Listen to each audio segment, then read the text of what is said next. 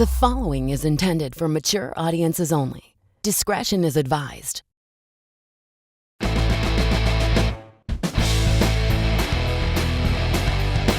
went for fancy LA smart water. I know, I like it. Jennifer Aniston, watch out.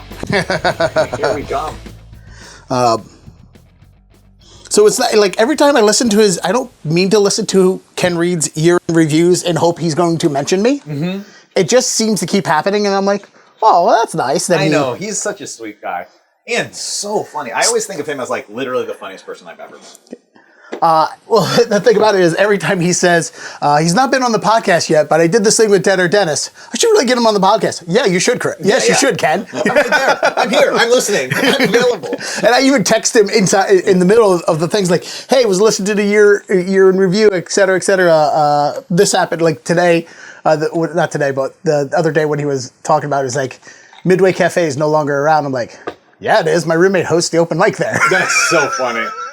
And I think he was thinking of Milky Way or another place in JB. Who knows? I mean, he's, in his defense, he's seen a lot of Boston clubs come and go. Oh, for sure. Yeah. Especially the weird pop-up show in the back of a breakfast restaurant. Yeah, definitely seen that. If there's anyone who's allowed to be forgetful about what places are not around, it's Ken Reed. Absolutely. He does get the pass on that. But, which, by the way, I haven't caught up with you in a while either. Yeah. Because I didn't realize you were in LA until I got that email from the publicist, because I thought you moved to New York after Boston, right? Yeah, I was in New York for 7 years. Yeah, I'm seeing that's the other thing. Yeah. I just mentioned we did a thing in 2015. It's 2025. That was 10 years ago. I know, it's crazy, yeah. But it's also like over those 10 years, thank God with social media, you can still keep up with people if they're going to post. But what brought you out here from New York? A little bit. I mean, did you drive? Was it? No. What was the reason? It was a Delta flight. It was like a little bit professional stuff, but honestly, it was like a big mix of things. My wife is from Seattle, mm-hmm. and so she had, she'd been living on the East Coast since college, and was kind of feeling the pull of like being closer to her family.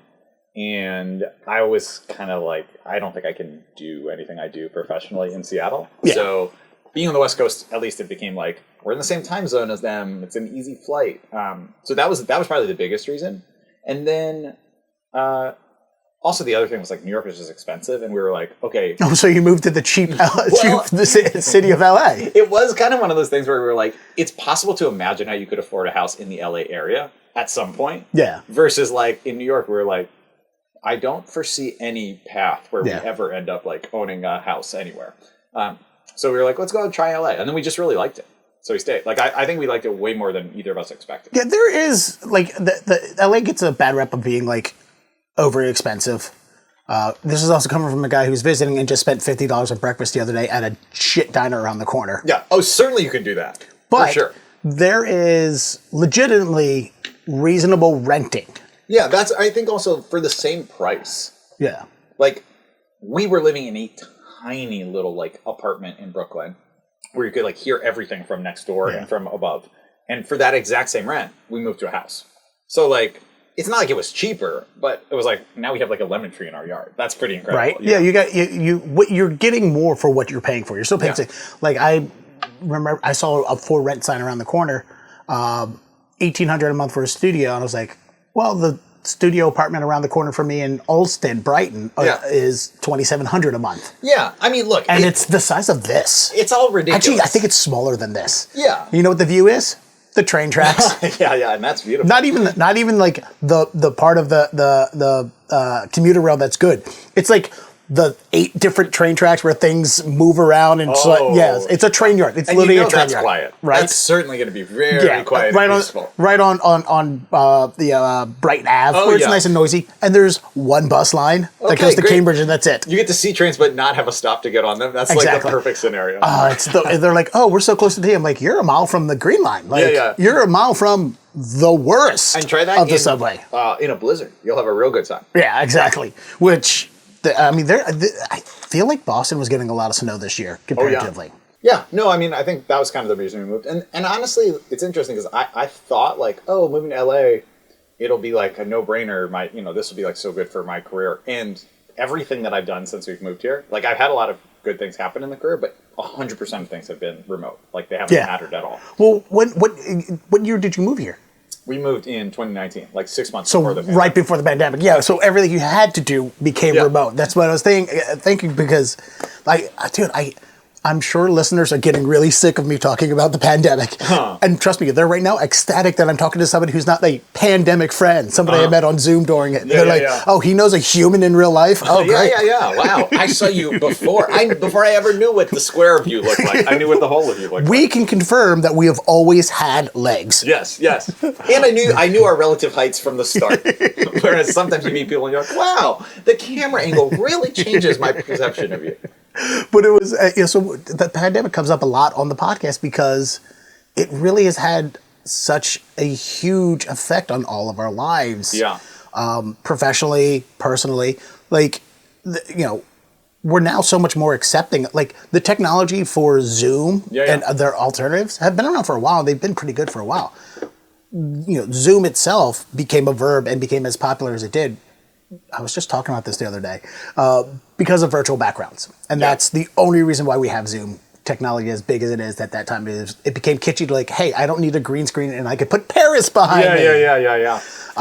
While the other companies that had even better background technology with green screens, that was the key. Not everybody had a green screen. But it really had a profound effect on us. Like the fact that everyone in their... I mean, I got to say, at least in America, in the developed world, outside of America, Canada, the UK, most of Europe, you gotta probably believe at least 90% of people have used Zoom at least once in the past 5 years. Yeah, I have no idea, but I would imagine. It seems like, to me, it's like just the most ubiquitous technology now. I can't imagine how people haven't used it. Yeah. Yeah, think about any other software that you could say that with. Yeah, there's so few. At any other time. Yeah, at any other time. What, Windows? Maybe. And Windows never even made it to verb. You were never like, can I window you? Yeah. I'm going to go home and do a little windowing. Yeah. Which, by the way, I'm pretty sure that gets you a fine big enough to where you have to introduce yourself to your neighbors every time you move. Oh, absolutely. Windowing is a horrible crime, especially in LA. It's even worse. They have strict penalties for windowing. So, what was the work that... Because we know each other just in entertainment. Yeah. And we only see each other at shows, or the podcast recordings and stuff. I know I work in radio. Yes. I know you work in media, and I don't know what you ever actually did. Sure. I can. Because you're always working around. You're always you had your show. You're the Expert, which was associated with WGBH. WBUR. BUR. I always get the two of them, those NPR stations mixed up because both of the when I moved to Boston and I was doing traffic reports. Yeah. I had mentioned I worked in FM radio and at these podcasting events with BUR and GBH people, and they would be like, "Ew, you worked in music radio?" That's funny. Oh, they were so snobby. So to me, they're just one conglomerate mob of douchebags. Well, the people I worked with I liked, but I was never in. I was only like a tangential. I was never like an employee. Yeah. Because you want me to tell you what I did? So before I started doing anything in entertainment, I wanted to be a journalist. I thought I'll work in a newspaper, but every newspaper I applied to went out of business. I had the opposite of a Midas touch, where I was like, I think I'd like to work at the St. Petersburg Times, and then they're like, the St. Petersburg Times is out of business. And then you're talking to a guy that just had to remove comedy editor for Dig Boston out of his comedy bio. I wrote some stuff for Dig Boston, so don't worry, I touched them too with the curse. Yeah. So I was in college and wanted to be a journalist, and applied and was like, okay, that's not going to work. And I had also taught, and I always really liked teaching, and so I was like, okay, I'll try and get a job teaching. So I just applied to really everything in my senior year of college. I was like, what can I get? And I randomly got this fellowship to teach English in Greece, a 1-year fellowship, which I was like, oh wow, oh incredible! It seemed like a scam because it was through it was called like the Hellenic American Educational Foundation. And I was like, never That heard of sounds like a completely made up. Like Completely. it's the Hellenic program. You Yeah, can. like, It's heard. hella. It's run by Nick. It's a hell of a program. Just get on the boat. Get on the boat. Stop asking questions. Exactly. And I was also like, I'm not Greek. Like, this would make total sense if they were like, we're going to like help the Greek diaspora come home. But I was like, I'm not Greek. Do they know I'm not Greek?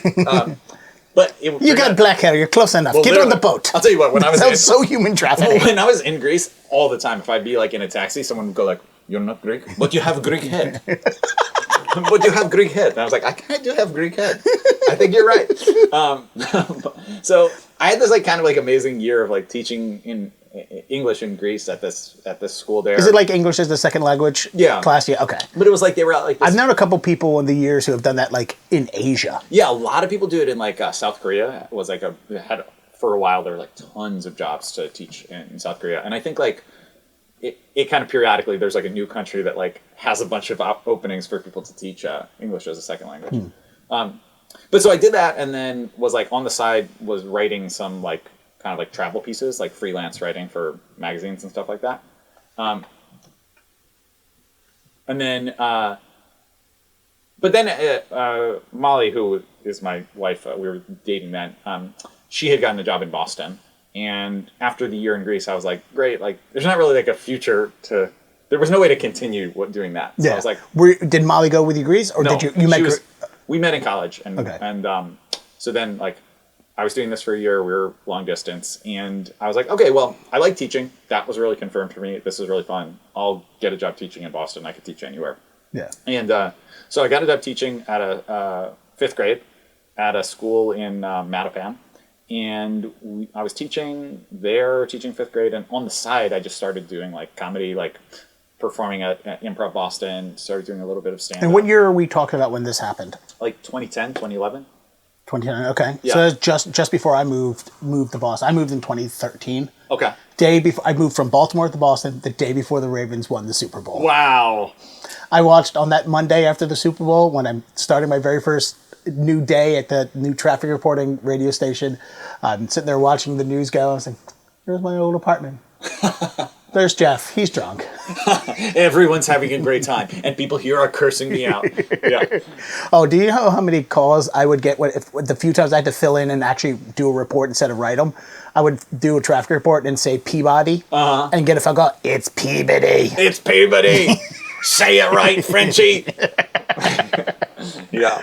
But so you're moving to Boston. Where did you and Molly go to school? At Brown. And so we were in, New England already in Providence. Okay. And I loved Providence. I still am like, oh man, maybe someday I'll live in Providence again. It's a great city to live in.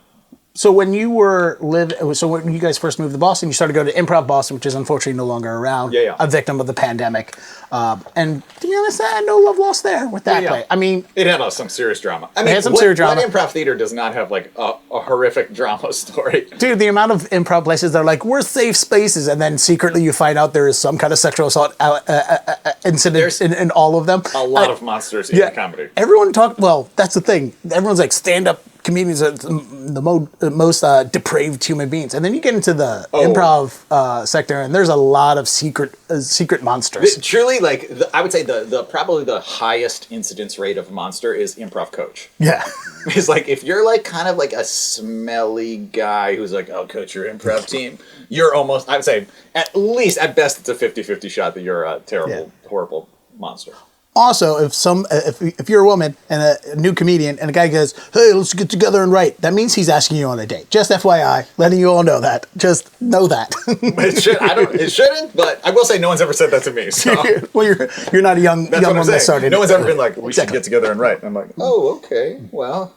But why won't you ever ask me out on a date? Yeah.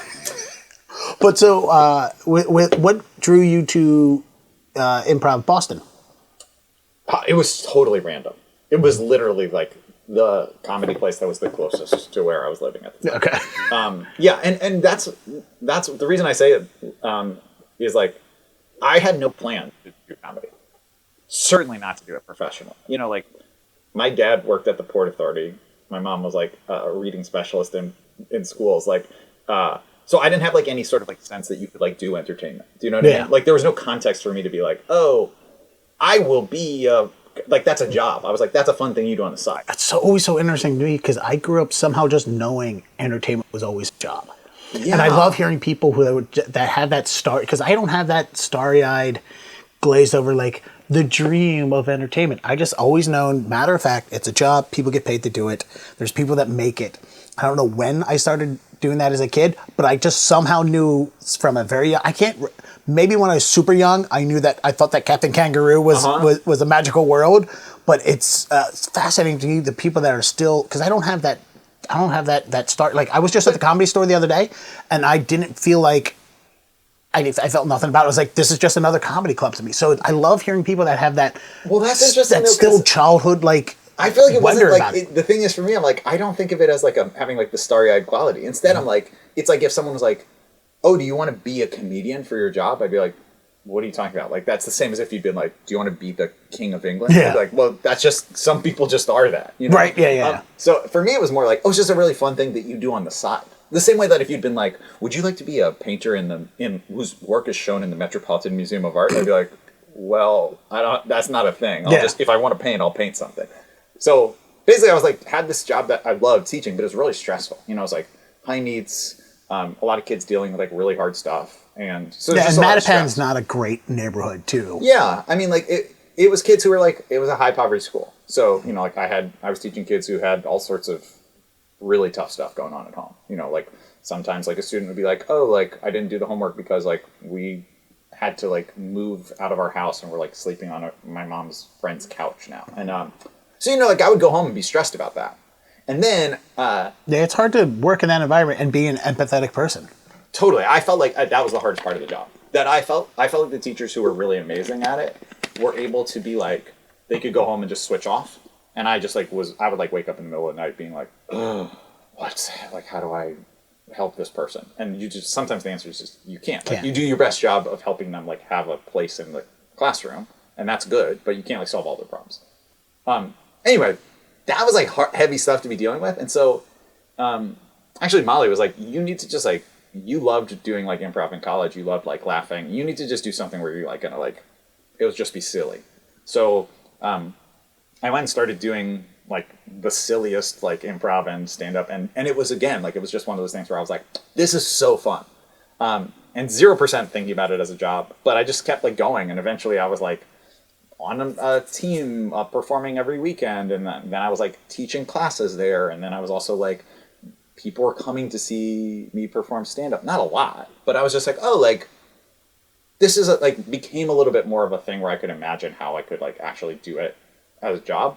And that became the thing where I thought, like, if I don't pursue this, I'm going to always wonder, like, what would have happened. Been, yeah. And then I started with teaching. There's this natural, like, every September it starts, or every August. So I asked the principal, like, if I quit and try to do this for a year and it doesn't work out, can I get my job back? And she was like, no promises, but we hire new teachers every year and we like you. So it felt like a very low stakes thing. I did the math and I was like, if I make what I've made on comedy so far, plus I get a job at a cafe, like part-time, I'll be able to pay my bills for a year. Yeah. And so like, okay, I'll try it for a year. And it's, and not to put any, take your hard work and your talent, but it's also sometimes easier to make those risks when you have another person. For sure. Yeah, when you have Molly, in your case. Yeah. You know, trust me, sister over here ain't bringing any kibble into the house for me. You know, I got to get her registered with Boston Casting, so hopefully she can make some money for me in the years. Yeah, but, I love that. Which, by the way, if I could get her on. Oh yeah, if you got one of those Instagram dogs, people are like, they're living high off the hog. I mean, you see how well tempered she is. Other than she's like, hey, you're not paying attention to me. I'm going to lick myself right now to grab your attention. Like, no. And honestly, on this whole trip, every time I turn the camera on and start doing anything, she's like, oh, this is where I lick my... I'm like, this is not OnlyFans. Listen, if that's the only problem that you have with your dog, that's a good problem. And you know what? I'll tell you what, there's a casting office for that, I'm sure. Yeah. So, but what I was going to get at is, what was the conversation like when you brought this up to Molly? He's like, hey, I'm thinking about quitting my full-time job and going into comedy, because I have yet to have to experience that conversation. Well, you know, it was still early enough in both of our careers that, like, me not making money wasn't going to affect her. We weren't living together. So like she was like, I live with 3 roommates in a random place, and you live with 5 roommates in a random place. But also, like, you know, I think I made $33,000 before taxes my first year teaching.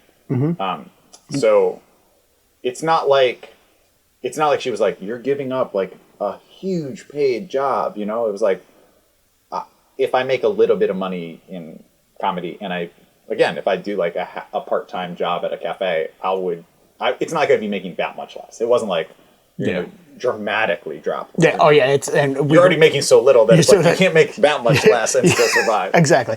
And to put some things in perspective, in 2018, when the radio fired me, they decided they didn't want me anymore. I was like, this is a sign from above. I am now supposed to be a full-time entertainer. Because in the year 2017, 2018, I started doing some corporate gigs through like Gig Masters and shit like that. Garbage, but making money. I was acting. I had murder mystery. I had trivia. So I had these other things under my belt other than my radio job. That brought in about a third of what I was making doing radio, which is around the same. I'm making around the same doing radio, 35,000. And at the last end of 2018, throughout the year of 2019, just before the pandemic hit, I made surprisingly 45 grand that year. Amazing.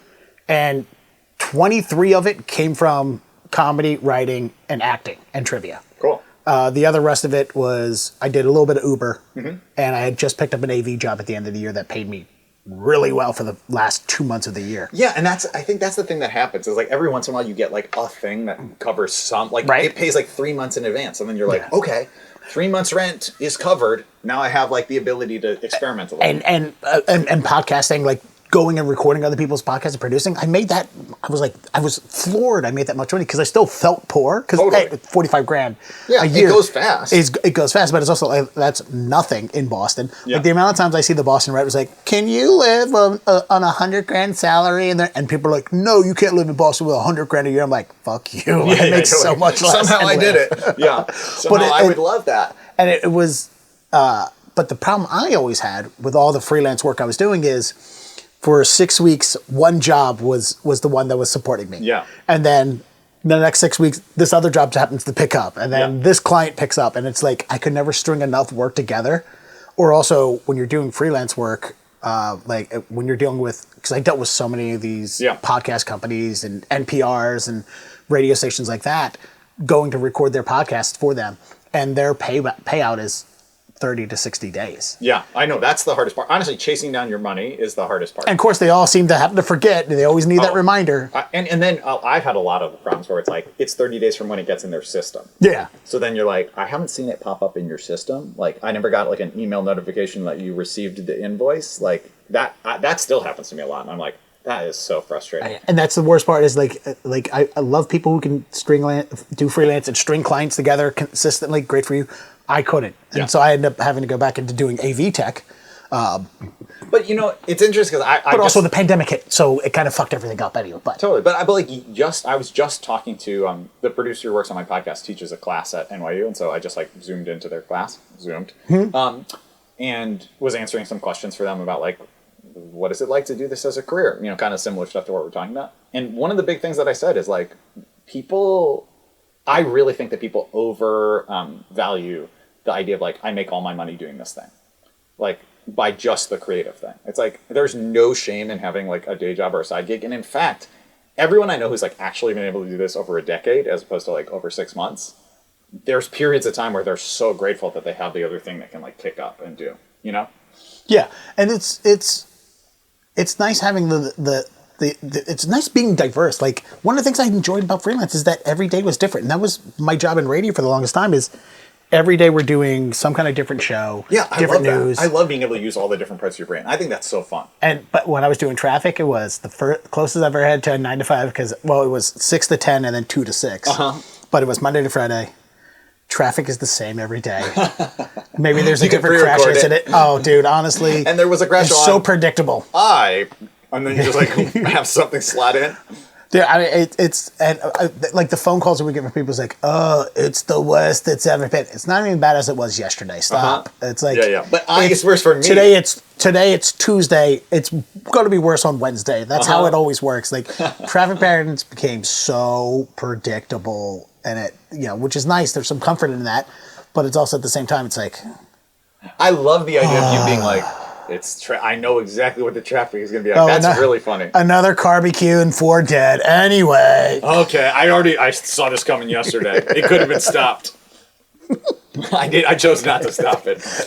Become a traffic reporter and gain clairvoyance. Yeah, that's the thing. They get so jaded that they don't even care about the clairvoyance, but they have the power. That's real fun.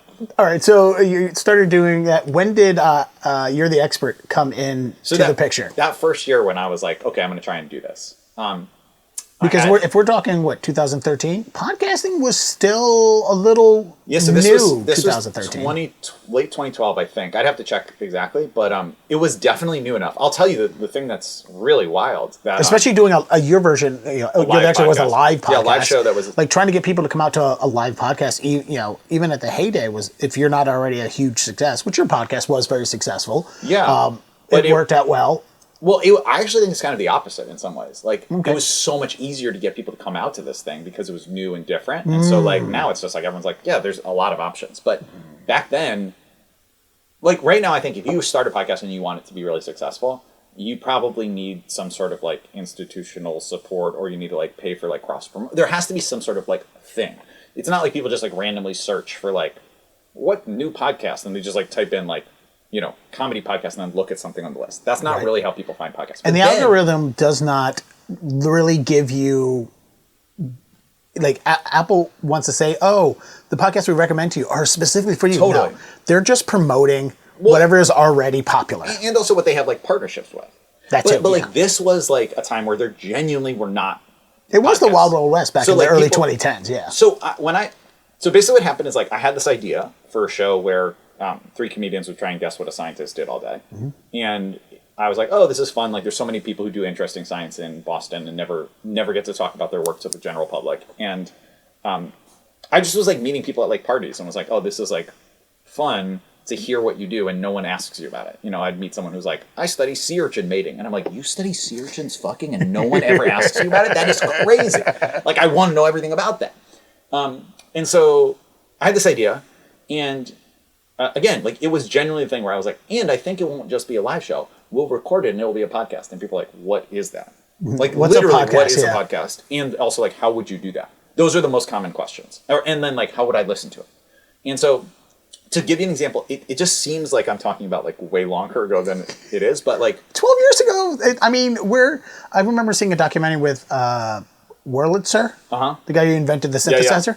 He has this documentary about him, I think it's called Transcendent Man, where he is preparing himself for the moment of transcendence when man and machine becomes one. And he's taking, like, handfuls of pills to try and live that long. And one of the things that he talked about in this documentary a lot is the growth of technology is exponential. In that the singularity. Yeah. So it's like the technology we had in the 70s got us to the technology in the 80s, and the technology in the 80s is getting us to the technology in the 90s, and the 90s is getting to the mid-90s, and mid-90s are getting to the 2000s are getting to 2001, and, like, the technology is growing exponentially because of each predecessing thing before it, and I thought that was very interesting. And it's the same thing as when you think about from 1968, let's say a 12-year period of 1968 to 1980, that's 12 years. And there wasn't a lot of change in technology then. But the technology from 2012 to 2024, huge leaps, because we can create more technology faster now because of every previous iteration of technology before it. Totally. And it's and that was a mouthful for a guy that went to 6 years of community college and didn't graduate. Wow, well, they should give you a degree just for that. I'm like, that was deep insight. Deep insight for that's 6 years of insight right there. So yeah, but I mean, the thing that happened that I think wouldn't happen now, and that was really fortunate, just like, I got lucky at being, like, the right time, and this idea was I did it the show, I think we recorded like 10 of them, like, always in front of a live audience. It was really fun. Basically, the first time I was like, I begged friends to come, and we filled a really tiny room at the the micro cinema at the Somerville Theater. Oh, okay. So it's like literally a 16-seat room. Yeah, I think it's 30 seats now. Okay, because they've done they've moved things around, especially with Crystal Ballroom, which is a new space that they built in conjunction with the theater. And there's a comedian who runs a monthly show in that micro cinema. Oh, that's cool. Well, and I've thought about using the micro cinema too, because just saying Somerville Theater is such a draw. It's a good space, right? And it was good. It was good audio too. But what they were charging, I was like, I can't make money back on that for what they were charging. I think it's like $600 or $300, some shit like that. It might as well be $1 million in my eyes. Yeah, you know, especially because you've got a cap on how many tickets you can sell. Yeah, you can only sell 30 tickets. So even if it's a reasonable show, what's it, $10 is a regional comedy show, so you can make $300. Yeah, or even if the price was $300, I'm breaking even every time. Yeah, and that's just selling out. Yeah. Yeah, so whatever it was at the time, it was something where I was like, you could make a little bit of money. Mm-hmm. And so the first time, like, just my friends came, I begged them, but then it was really fun. It was better than I thought it would be too, because the comedians were great. Not really because of me, but like it just took off in a way. And so then the next time, instead of me begging my friends, they were all like, can I bring people? So then like it sold out without me trying really hard. And then the next time I had a wait list. And then the next time I had a wait list that like was like 3 times as many people as could get in. And so then I moved to a bigger theater, to Oberon, which is like 200 seats. Felt like a really big deal. Again, like begged people, but we sold it out. It was 200 seats. And then basically like I had a year where it was a monthly show and every month it sold out. And in that stretch of like, this is a thing that like people want to come to as a live show, but was being recorded, I sent a cold email to WBUR and to WGBH being like, I've been doing the show. It's clean, it's funny, it's a panel show. It feels very like Boston, but also kind of feels like it could be like a newer, different version of Wait, Don't Tell Me type thing. Is that why we went with BUR and GBH? Yeah, because I felt like it was it made sense as a public radio show. Okay. See, I never paid any attention to public radio until I moved to Boston. Uh-huh. Yeah. And I would have never, before I moved to Boston, I tried pitching while working for iHeartRadio. I tried to pitch to them the iHeartRadio podcast, where I interview musicians and celebrities about a favorite memory in radio. And iHeartRadio was like, yeah, podcasting is never going to take off. That's not a thing. No, you can't do that. Wow. And look, now that's like their whole business. No, trust me, the amount of, let's just hire a bunch of celebrities and teenagers with shitty haircuts and beanie caps in the summertime to produce their podcast. Anyway. It's also interesting, the whole side thing on that is I feel like they've spent a lot of money over the last few years, like hiring celebrities to do podcasts, and the podcasts don't do very well. Like, it's a different skill to host a podcast than it is to be like a TV celebrity.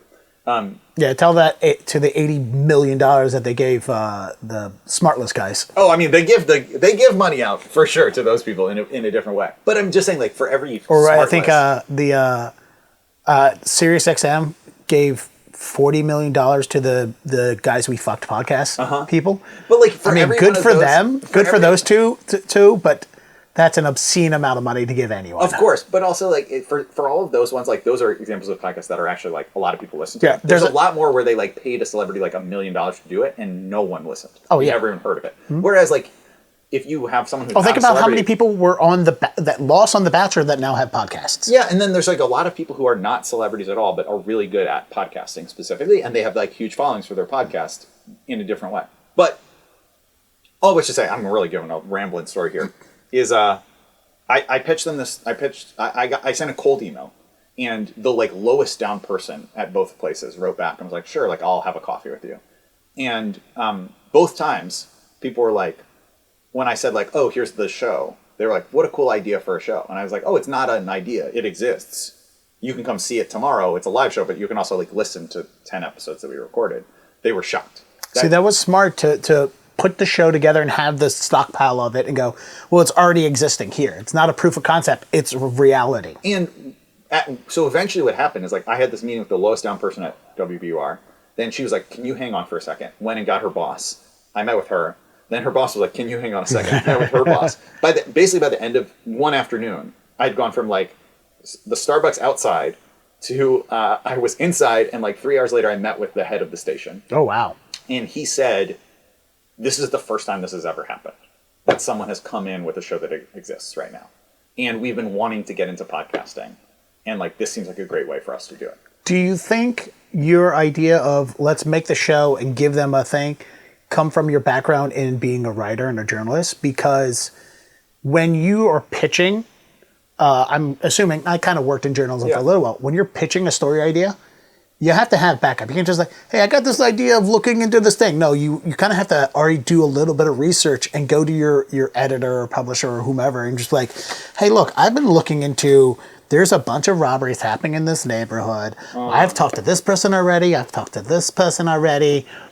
Can we follow up more and deeper? Do you think that background in journalism is what led to the idea of let's create it and then ask for? It's interesting. I never thought about it like that. I can see that. I can see that being part of it. I think also part of it is like, obviously I had a little bit of like delusional self-confidence to be like, I'm going to email the station and say like, you should meet with me. But I also, big white guy energy. Total big white guy energy. But the flip side is I also think that I was like, I would have never done that with an idea. Do you know what I mean? I think like it was also like not having enough confidence in myself to be like, you should listen to my idea. I was like, well, this already exists and is like popular. So then I was like, this is the next step for it logically. Like, so it's a combination of like the big white guy energy of like, you should have a meeting with me, but also like I would never do that without like evidence. Ammunition, yeah. Yeah.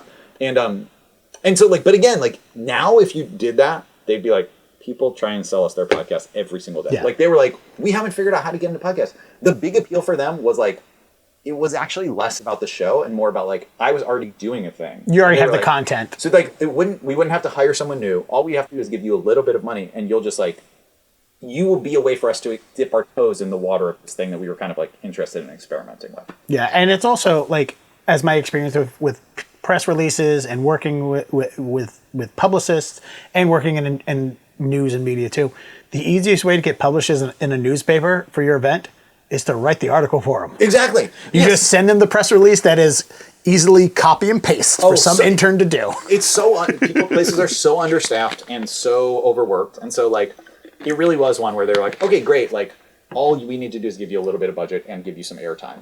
And so basically that was the moment where I was like, okay, I now am like a professional comedian. Like I felt like, okay, that's the first time that it went from like I'm doing things and trying to figure it out to like now there's like I'm actually kind of like paying some bills with this. And then everything kind of came out of that. So like because I had the show You're the Expert and because it was like on WBUR occasionally it was airing, I was able to like book better people. I've always in everything that I do tried to be like, if I'm making money, I pay people. That's just like a rule that I have. So the fact that I was saying to comedians, will you come and be a panelist on the show? They always had a good time. It was a great audience. But then they were also like, it had this like institutional support where it like wasn't just like me asking some random thing. So I was able to start booking like bigger comedians and getting people who are well known, like. And it helps to be in Boston where those bigger comedians are coming there anyway. So you can always say, hey, we're filming this in the afternoon.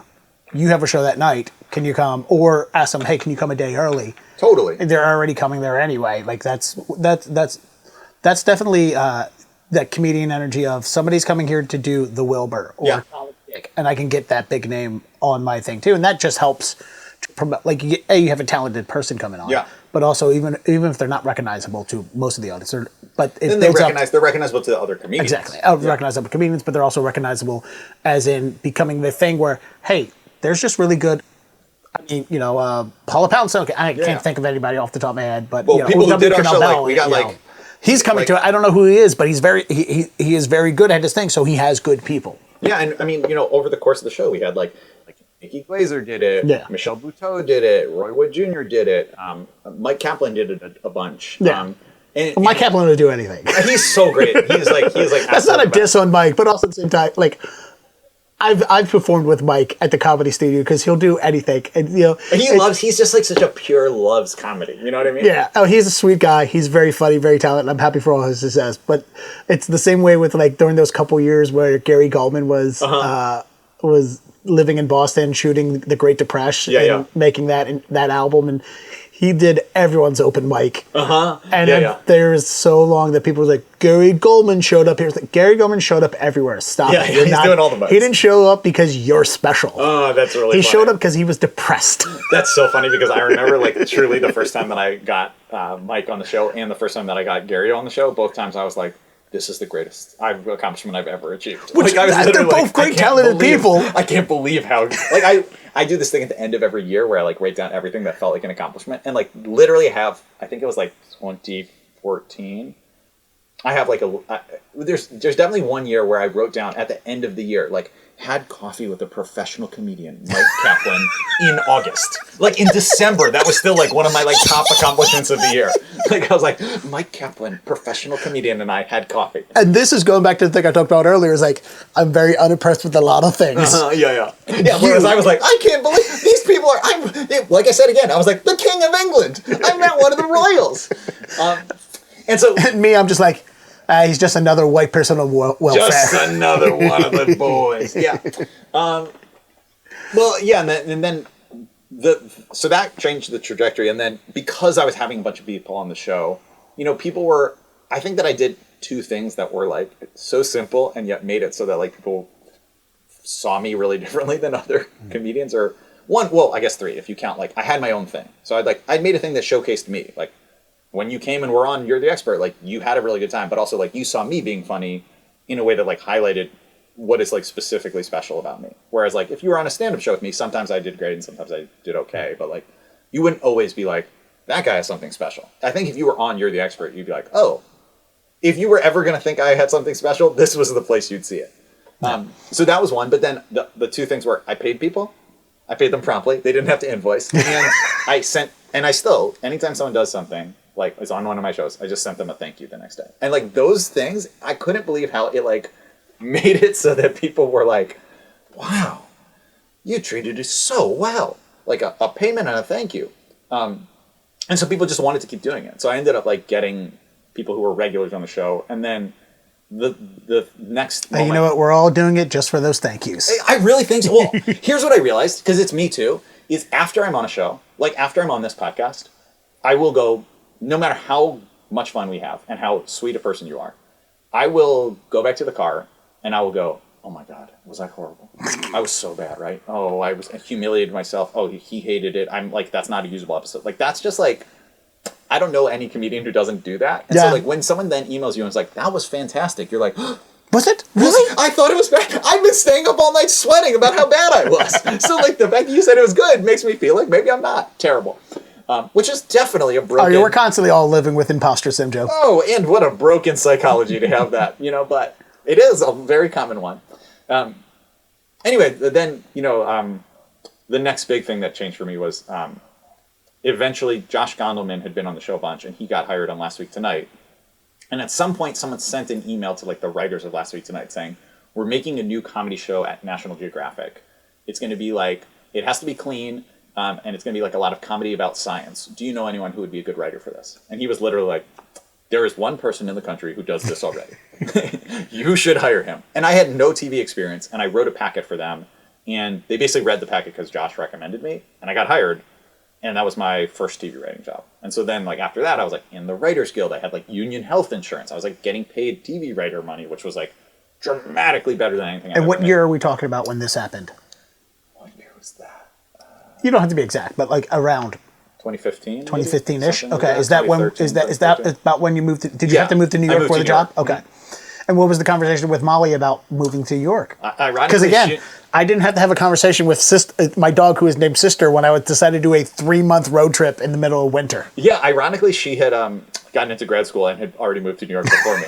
So she was like a step There's ahead. so many puzzle pieces falling perfectly into place for you. Yeah, she was like there, and I was like, oh well, I don't know how to make money in New York. So I was commuting back and forth between like New York and Boston, like doing like stuff in Boston. Which is not the worst commute, but it's also not the best. I was taking the Bolt bus. The like low cost bus, so regular because they had the I love $1 the bus. ticket. You were the first one to book it, and I would just know like I'm going to be traveling on this bus 2 or 3 times a week every week for the next 6 months. So I would just book like as far as they open. So I'd get that $1 ticket a lot of times. Oh, I did a lot of $1 tickets to and from New York, and then do the $5 seat upgrade. Oh yes. So of I course. would buy 2 seats, seat upgrade them, And that way you knew you could. Oh, spread out. That's a beautiful move. Well, and then sure you get a round trip for $21 as opposed to $2. I'll tell you what, but $21 round trip to Boston to New York. That's still a very comfortable trip. Oh, for sure. I'll tell you one of the saddest, most depressing things that I've ever had happen to me is I got an email from Bolt Bus Corporate saying, we're thinking about changing the pickup location and we wanted your feedback because you're in the top 1% of riders. And I was like, that is not, I do not want to be in the top 1% of Bolt Bus riders. I need to change some things in my life. If you're like, we need to get your specific feedback because we wouldn't want to lose you as a customer. I was like, that should come with like, at the bottom of that, they should have a helpline. You know, they should be like, if you're in mental health crisis, call this line. You're the top 1% of Bolt Bus riders. Take the bus a lot. There's a study where we want to talk to you. There's a study where you can get paid more than a bus boat ticket. Something is certainly wrong with your brain. And we think probably your body as well. We'd love for you to be examined. Having back problems? Do you take the Bolt bus a lot? Yeah, not yet. No, do you know what day they release new tickets? You'll be on our study for sure. But yeah, so then like, and then, you know, the way that TV works is like you work on a TV show and then you like know the people who work and they go on to something and they help you like get your next job. So yeah, that was like, that kind of like switched my career into like TV writing. So I'm personally very familiar with how traditional television writing rooms work. Yeah. In the sitcom and drama world, because I listen to a really good podcast, Nerdist, it used to be called The Nerdist, but the Writers Room podcast with Ben Blacker. I love listening to Ben Blacker and Ben Acker. Yeah, Acker and Blacker. I love it. It's so amazing that those one of their names is not real. Yeah, one of their names is made up. No, they have said one of them made up their name to pair it with the other one. They just won't admit to which one changed their name. Wow! Oh, you blew my mind. They're both Bens. Just random. They're both Bens. Yeah. But one of them has the real name, the other has a made-up name, and they purposely changed their name so they could be Blacker and Acker. That's incredible! Wow. They won't say who is who. I think it's Blacker. Blacker is definitely less of a real name than Acker. Acker doesn't sound like a thing. Blacker sounds like a thing. Definitely. I don't know. Anyway, but Ben is. I've tried to get Ben on the podcast. He's replied. To go back to our earlier conversation, you know why he couldn't do my podcast when he was in Boston signing his book? Because he was too busy doing Ken Reed's fucking podcast. There we go. Ken, you snaked him again. You snaked him. TV guidance counselor snakes you again. Yeah. But so I'm very familiar with how those rooms work, and it's pre-pandemic. They were very, it was a 9 to 5. A lot of intensity in certain places. Some places it wasn't. But it was like, you go to an office, you all pitch ideas, you go off of your separate ways and stuff like that. Writing for National Geographic for this show, was it similar to that experience? Was it what you were expecting? Was it a whole new experience? Yeah, I mean, I didn't have an expectation, honestly, because I never had worked in a TV writer's room before, so I didn't really know what it was going to be like. And they were trying to do like a late night show. So they were like, it'll be a late night show, they'll also have like documentary stuff. So I honestly, I went to the first week of work and I came home and I was like, 30 Rock is a documentary. I didn't realize it, but it totally is. Because they're just again, I had no context for what it is, and now I understand, this was nuts. Because they would both, they had this flagship show that was National Geographic Explorer that had been on the air for 30 years, had won all the awards that it ever won. And then they were like, we're going to reboot it as a comedy thing too. And so we would pitch joke ideas. But then there'd also be these documentary field producers who are like, we would like to go to Antarctica to film a seal that's never been filmed. And they'd be like, great, go do that. $1 million shoot. Let's make it happen. Yeah, it was just wild. And then we'd be like, we thought it'd be funny if what if we blew up a bus full of dummies? And they were like, okay. They would do crazy things that didn't make any sense because there was just this desire to make something new. It sounds a lot like National Geographic meets Jackass. Yes. Well, certainly my pitches were a lot more in the Jackass realm. It was really fun. The group of people who were in the writer's room were classic. I was the youngest by far. Everyone else had worked on Conan and worked on all these big late night shows, and so I was learning a ton. And the head writer was had been the head writer of SNL before, and so I just learned a ton and was just having a great time soaking it all up. like I think for a variety of reasons the show didn't really work. Like it wasn't a hit, so it only existed for 2 seasons in its current form.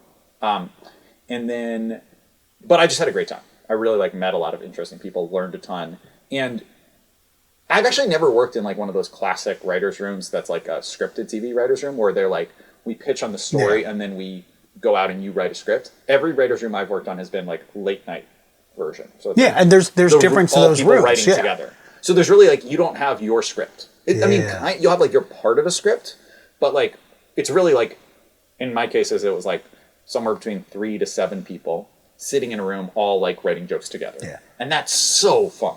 I mean, I've had 2 Conan writers on the show too, and it is a different environment. Totally. I've talked to them about both pre and post Zoom, or pre and post the pandemic world, where they some people would tell me, I don't remember who exactly did this, but their writing room during the pandemic just became an 8-hour Zoom. Oh God! Where they would be in a Zoom and they would pitch and they'd talk and then they'd go off and do their own writing assignments and they would all just still have to stay on Zoom. Oh God! So if somebody ever had another question, they'd have to chime in, or every hour or so they'd have to check back in with each other, and it's like, I guess that's so much. I mean, I guess that's more familiar to people as compared to like, when you work in an office together, you all get in the conference room, you pitch for a few hours, you go off, you write your own thing. Like Laurie Kilmartin, Brian Kiley, or they were Conan writers and they were the monologuists. And then there were sketch writers and like John Glasser, and they would, so they would all get together, pitch the whole show, spread out, go off to their cubicles and offices, and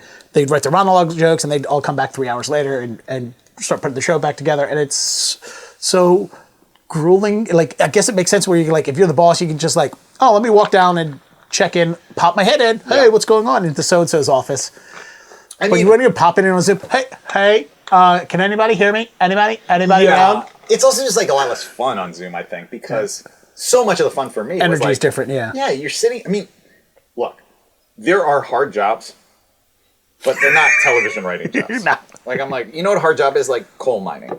Like, that's a hard job. You know, like underwater boat cleaning is a hard job. Like TV writing is like, it can be stressful because people can be like yelling and stuff, but well, like the way like you're getting paid to make each other laugh in a room. I'm like, that is like, to me, every time I've had a job that's like in-person room, I'm like, you're paying me to go to a place where you feed me lunch, you give me free snacks, and like you hired some of the funniest people in the world, and our job is to make each other laugh. I'm like, I would pay for that. This is like my Make-A-Wish came true, you know? Right. So do I have to go roll around in sewage to get cancer to justify this? I'll roll around in sewage in the middle of the day if it'll make you laugh. So I think that like that part of it has, but also to be fair, the last like long-term writing gig that I had was a while ago. It was pre-pandemic. So I've like worked on like pilots and stuff and short-term writing gigs, but the last show that I worked on for multiple seasons was Wyatt Cenac's Problem Areas, and that ended in 2018. That got canceled after 2 seasons. No, so you've worked on 2 shows that didn't last very long. You moved to New York for one of them. You know, you're now in New York. Tell me about, was there fear of how am I going to continue surviving here now that I don't have this job? Was there a work, like my first job in radio, there was a thought of, if I lose this job, I'm never going to be able to work back in the business again. 20 years later, when I finally get let go from the business, I never worked in the business ever again. So I had 20 years of building up confidence to realize that, no, there's no confidence. Knowing how many of my friends and coworkers and enemies had been in the business, they get like, I was like, things will be fine. And then they never come back to the amount of radio DJs that I've worked with or idolized who are now doing real estate. Are very many. But so walk me through what I moved to a new city. I had this really great job. It's over with. Was there a fear of what the next thing is, or were you optimistic? Oh, of course there's a fear of the next thing that not coming through. I think like I had a really good stretch of 4 years where I pretty much was either in a writer's room or knew that I was coming back to a writer's room, like, and knew when I was coming back. So I was like, okay, there's like 3 months where I'm off and then I'm going to be back on. So I had like that 4-year stretch. There wasn't a lot of, there was maybe like 6 months in there where I was like not 100% positive what was going to come next. But like, you know, that's a lot of stability. And I think that I always had multiple things going. Like, it was like, I'm writing, but I'm still doing my podcast, and I still have stand-up, and I still have these other things. So I was kind of like, okay, like, I probably won't make as much money if this thing doesn't. If the TV thing never kicks back up again, I will definitely make less money. But I'll be able to, like, go and do more of the podcast. I'll be able to go and do more touring with stand-up. I'll do, like, more college gigs. Like, I always felt like I had enough stuff going that something would work. And the other thing is, and I think this is maybe a little different with me than some people with, like, the job that they left, is I really liked teaching. So to me, I was like, my backup plan is, like, I go back to a thing I enjoyed, and I'll know that I did the other thing. Like, I'll have the answer. So even now, I'm like, if next year I was an elementary school teacher again, I'd be like, cool. I genuinely feel like that. I mean, there would be logistical things that are difficult about it, because, like, I would have to change how much I spend on things. But I wouldn't feel like, oh no, I'd be like, oh, that's cool. I'm glad that I did comedy, and I also get to do a thing that I like. See, if it's entertainment for me, and if I can't keep doing this, I don't know what I'll do with myself. Yeah, I'm happy for you knowing that. Like, I've always said the only other job that I could possibly do that I would love and enjoy is sitting. Like, I worked at Home Depot when I was in college, and I love running a forklift. But forklift, there's a lot of jobs where you run a forklift. You also have to lift a lot of things too. That's the part of the forklift job I hated. If I could just sit on a forklift, move things around in a climate-controlled environment, and pay me a decent living, I'll be happy. Dennis, you know what you just described in my mind? Driving a Zamboni. I think you're made to be a Zamboni driver. It's climate controlled, but in the wrong way on a Zamboni. Oh, you want it hot. You want a hot Zamboni. You want moderate temperature? No. You put on a coat and drive the Zamboni. We can't have everything we want. I think that's a perfect job for you. I think you should get on this. I think you could be the #1 Zamboni comedian in America. I believe that 100%. Move over Jimmy Cash, the janitor with stamina. I loved you had a name ready to go for that person. He just sought out the one. We're so good for my friend Jimmy Cash. Incredible.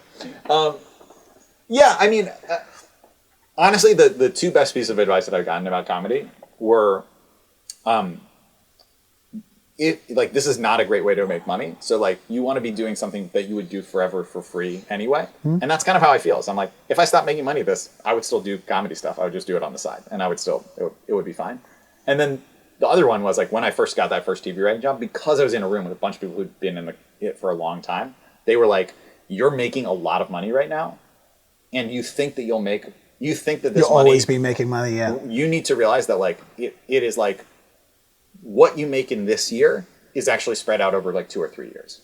That's how you need to, like, save and spend it, is because no one has, like, consistent work. So that was really helpful to me. And so they were like, you need to have an emergency fund, which I hadn't ever had enough money to, like, have an emergency fund, but I put a bunch of money away, and then lo and behold, 4 years of working, 4 years of not working. And I was like, only because I had, like, saved a bunch of the money and not treated it like, well, that's just my budget, was I able to, like, cover the cost. But also, being in a union, the best part of the Writers Guild is they help you find work. But they help you with incredible health insurance, and you pay forward. So it's like, you don't lose your health insurance the day you lose your job. Every, like, time you earn, like, a credit, that credit goes forward. So I had, like, another, like, 8 months of health insurance after my last job. SAG, you can learn a thing or two from the WGEA, okay? And that really was like, I think I would have maybe had to quit the industry if it wasn't for that. Like, that alone was like, okay, cool. Like, I'm still really, and it was for me and my family. So I was like, okay, that covers us for a while in a way where I just have to, like, make, rent. I don't have to, like, cover all the expenses. So yeah, I think, like, those pieces really made a difference. When did the TED Talk come around? That was last year. That was really recent. So then basically I had, like, right before the pandemic hits, moved to LA, had no TV writing job, kept applying for things, got rejected. Did you move to, you said earlier you moved to LA because Molly got a job out here? No, because she wanted to be closer to her family. Closer to family. That's why I was about to ask why you moved to LA. I was like, he answered the question. If I talk long enough, I'll remember the answer. That's fine. Yeah. So we moved to kind of be closer to her family, and because it seemed like it was, like, a place that made sense for me professionally. Yeah, writing. Yeah. But, like, there was a little bit of before moving here. There was a little bit of it was like, hey, at this point with Zoom and the pandemic, I can be a writer from anywhere because they're doing this. Was that a thought of pitching to them, or was it we're going to go to LA? I can just write in LA. Yeah, and I don't think that's true, honestly. Okay. I mean, I think if you get hired on a show and they really want you, you can be anywhere. But it's really hard to get hired on a show if you're not in New York or LA. Like, because a lot of the way you get hired is like, you are in an in-person meeting, or like someone calls you in, and like, it's just, you can do those on Zoom, but it's hard. It's really hard even if you're here, and it's harder. It's not impossible, but I think it is like, the entertainment industry rewards like in-person being around and hanging out. You know? Well, it seemed like for a little while there, again, listening to other writers talk about, what do you think the long-lasting impact of the pandemic is going to be on the industry of writing and entertainment? Yeah. And there was a lot of theories from people. It was like, writer rooms will come back in person, but probably what will never come back in person into the same way was pitch meetings. Yes, I think that's true, for sure. Yeah, but again, like, this is one where it's like, that is true. And if you are earlier in your career, right? Like, I'm not like such an established name. So like, how do you get those pitch meetings? Yeah.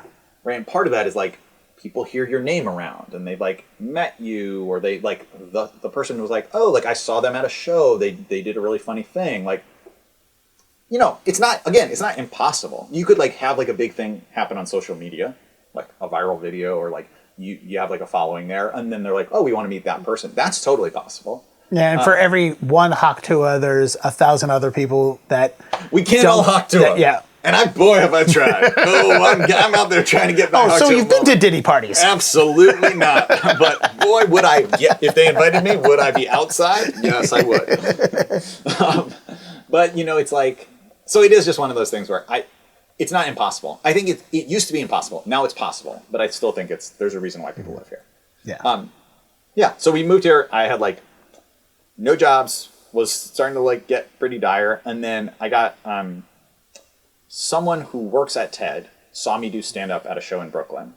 And I don't know how people get TED Talks. There's a part of me, I think, is it like Fringe Festival where anyone can just go do it? Do you have to pitch? Do they have to come to you? So it's going to be interesting to hear how they came to you. I think it's some of all of the above. But basically, they saw me do a stand-up thing that they really liked, and then were like, oh, I had stopped doing You're the Expert, the science interview podcast, because I was just like, I'd done it for a long time and felt like I had like gotten. It's come to its conclusion. Yeah, and I didn't want to like run it into the ground, so I was like, okay. But they were like, okay, and they were trying to start a new podcast, and what they wanted to do is have something where it was like more accessible, like more like for regular people, and like fun and compelling, not like super heady and intellectual like a lot of their stuff is.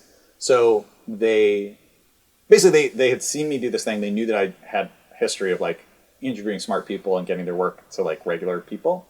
And they liked the comedy part of it. So they were like, would you like audition to host a podcast for us? And I literally had nothing else going on.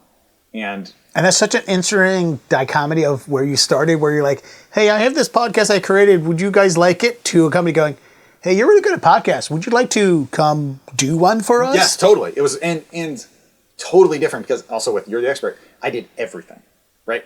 I promoted it. I edited the audio. I booked it. I was doing literally every piece. The only piece I was not doing was the recording, which my friend Kevin was doing, because I was like, I was on stage and he was there running the machine. So everything else, I was like editing it in Pro Tools. And then with this, they were like, you would just be the host and write. Like, you'd write your intros, but like, you wouldn't do the booking, you wouldn't do the promotion, you wouldn't be responsible for any of that stuff. And I didn't like doing any of that stuff.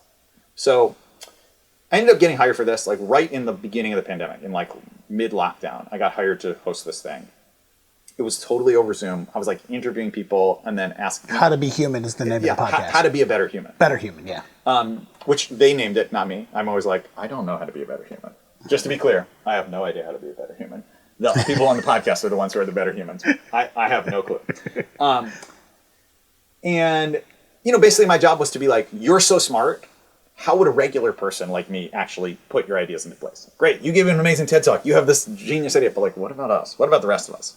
And in a way that I didn't expect, and I definitely think Ted did not expect either, the show became like a big success. Like, a lot of people listened to it.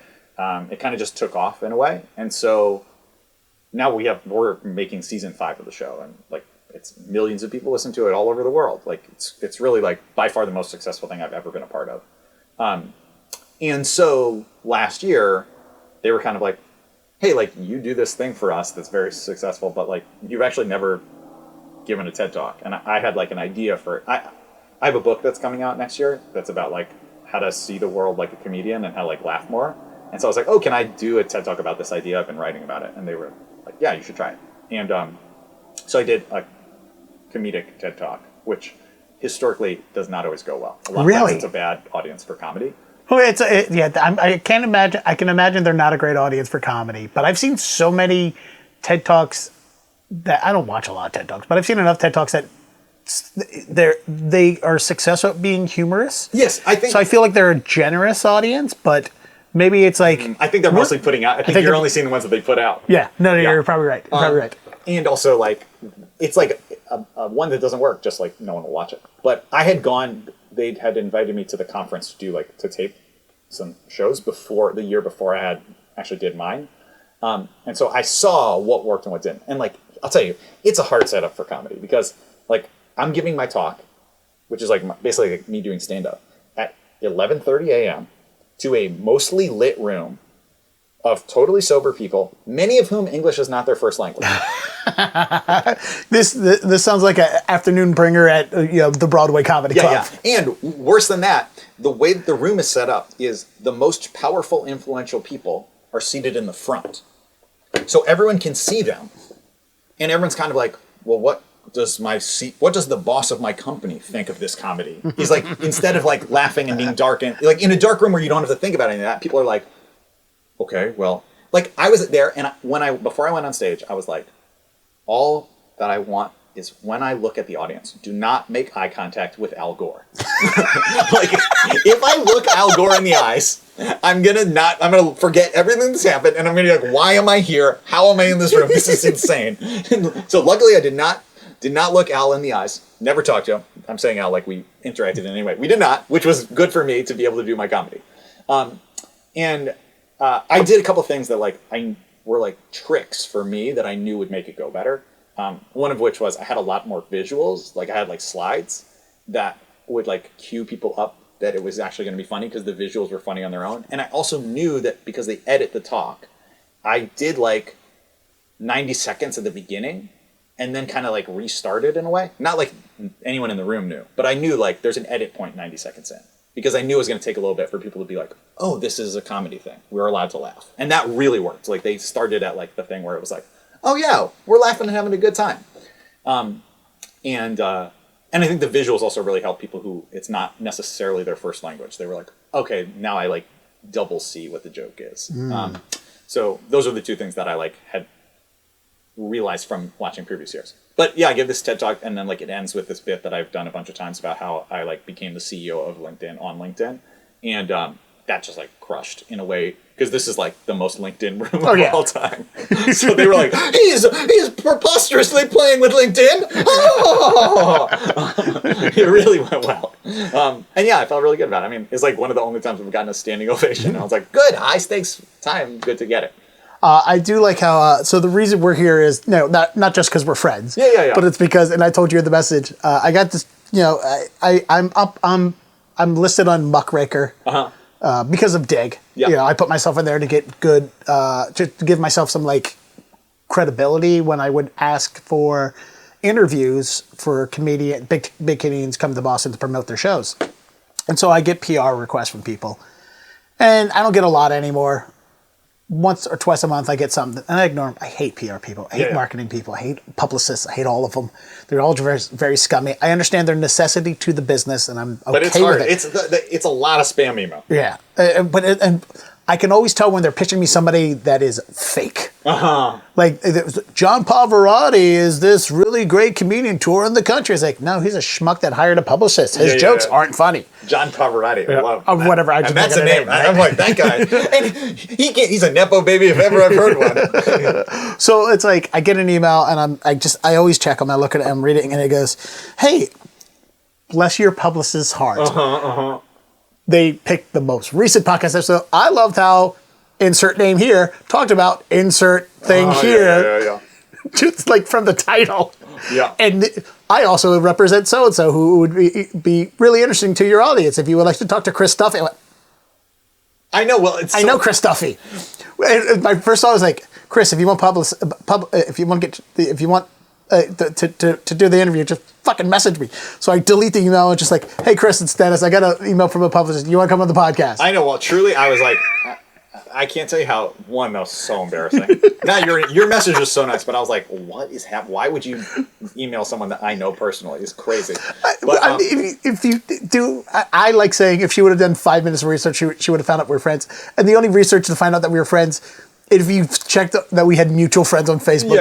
In her defense, why is she going to do that? But it's like, hey, he's from Boston, maybe. I don't know. I don't know how publicists work. I don't know if they check with you. I don't know if they're like, hey, I'm going to send it to these people or whatever. I also message you specifically to be a little bit of a... Oh, I'm glad you did. To dig a little bit into you and make you feel a little cringe by it, just for fun. It is cringeworthy to be like, I'm trying to big time you. I wasn't, first of all, was not at all. It would be truly unhinged if I was like, will you email them? Send it from you.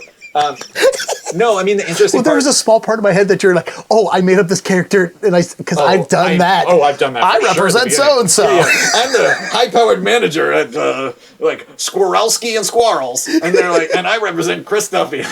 You'll need to pay him twice what you said before. And they're like, okay, well, Squirrelsky and Squirrels said that.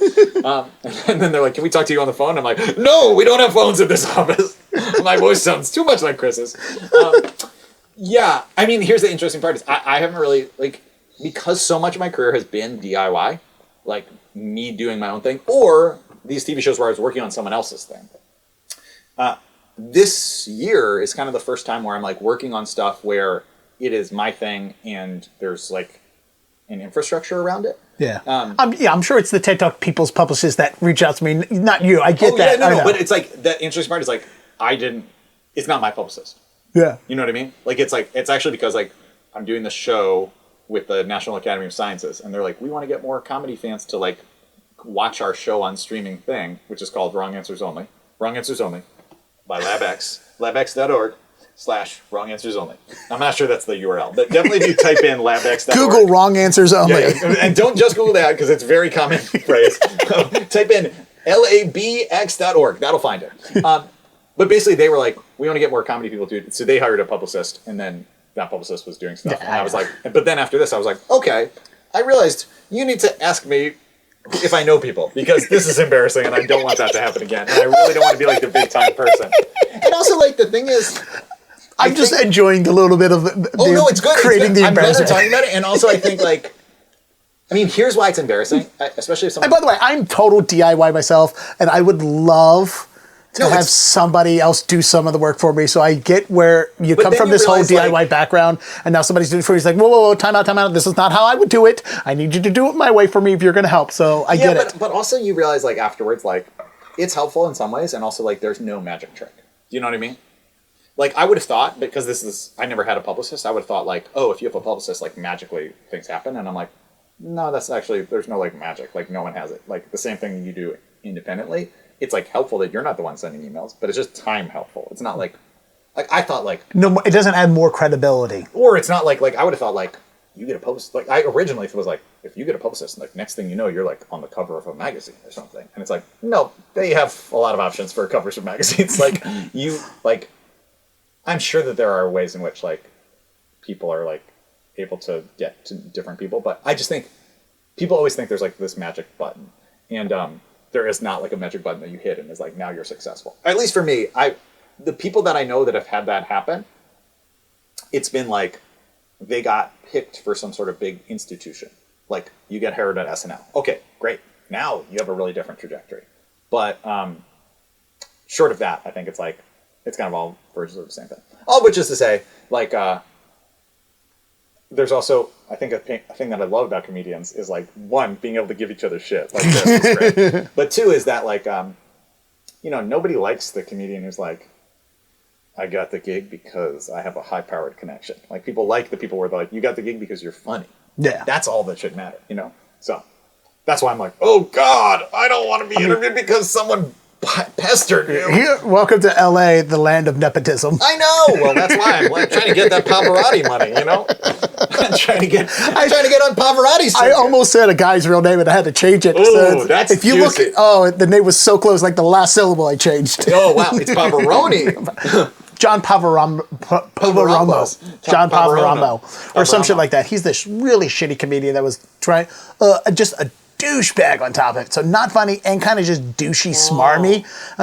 His publicist kept sending, and he had different publicists sending me things to try and get an interview. I'm like, no, dude. Like, they would send me clips of him on like local morning shows, actively being unfunny. Wow. Not even like fielding questions and making them funny. Just like, I read this comic book too. I do stand up and I read this comic book.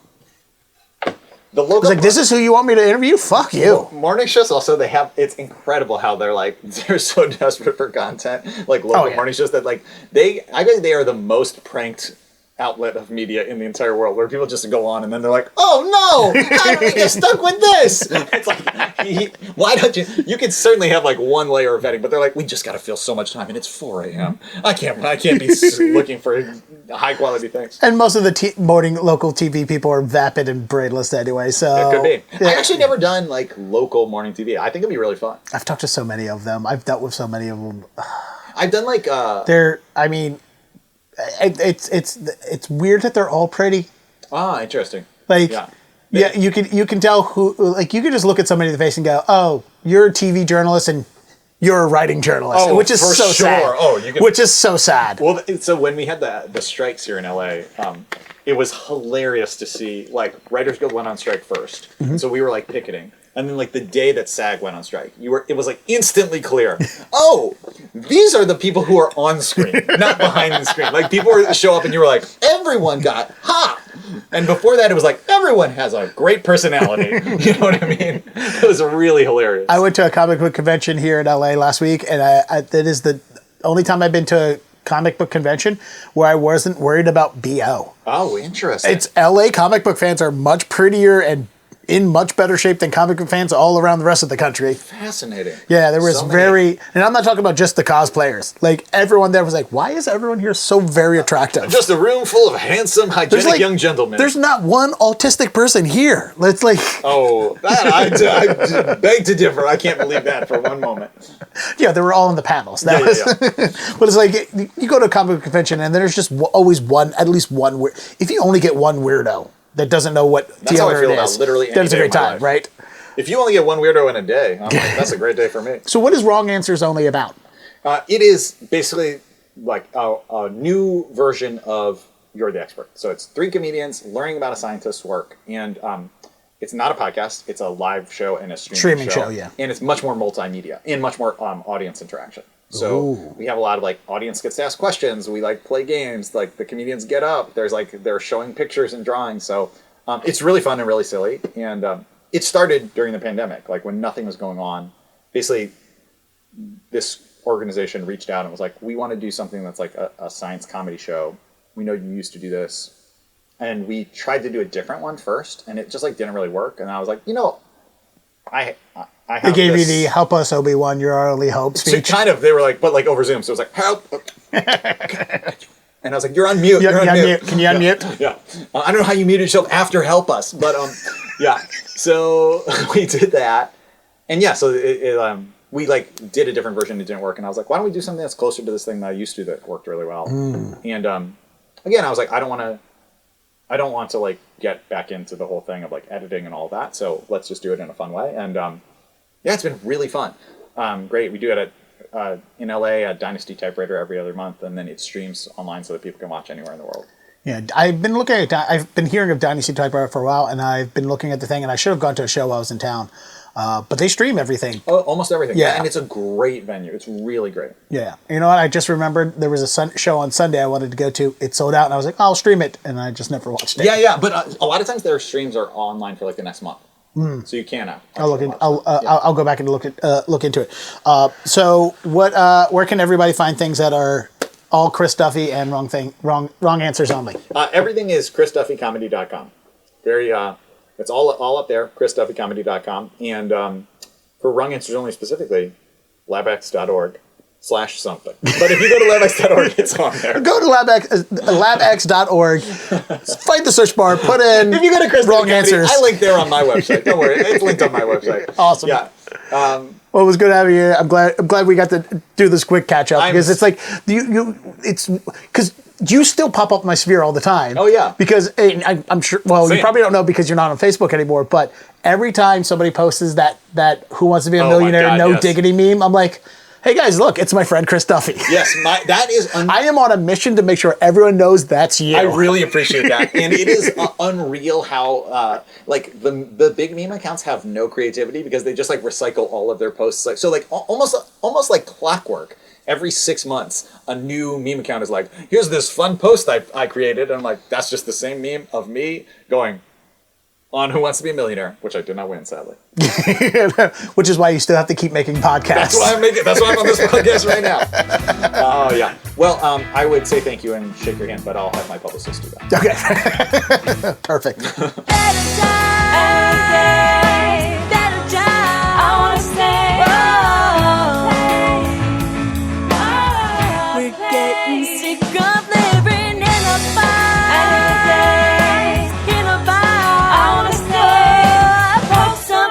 In the tide.